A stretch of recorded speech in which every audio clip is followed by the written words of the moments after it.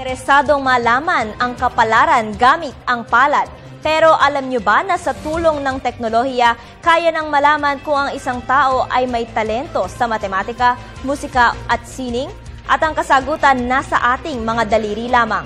Kung paano, narito ang balita ni Benj Bondo. Ayon sa kasabihan, may gulong ng palad na nagdidikta ng ating kapalaran.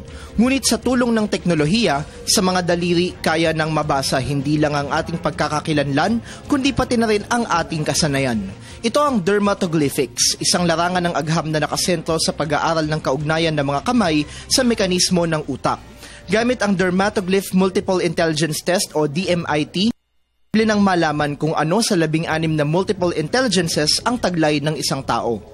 Rekomendado ito lalo na sa mga bata upang sa murang gulang pa lang, maintindihan na nila kung ano ang talentong dapat nilang linangin para sa kanilang paglaki, alam na nila ang papasuking larangan. At para naman sa mga employers at human resource managers, malaking tulong ito para sa pagkuha ng mga tamang tao para sa anumang trabaho at sa pagpaplano ng mga programang magpapaangat sa kasanayan ng kanilang mga empleyado. So, pwede natin use siya as a screening tool for mga employees who are going into entry level. Why? Kasi from the entry level, makikita mo na, pwede ko pala itong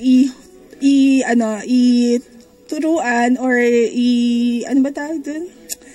Yung i-hone siya para maging manager siya. Maaari ring sumailalim dito ang mga persons with disabilities o PWD. Ito ay upang malaman nila at mapakinabangan ang anumang kakayahang taglay sa kabila ng kapansanan. It strengthened my capability. It trained me a lot to improve myself. At the same time, it really helped me to empower my abilities, though I'm a deaf person.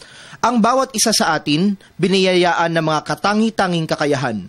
At kung ngayon pa lang madidiskubre at mapagyayaman ang mga ito, kaya nating makapag-ambag sa pagsulong ng ating lipunan bilang isang mamamayang produktibo.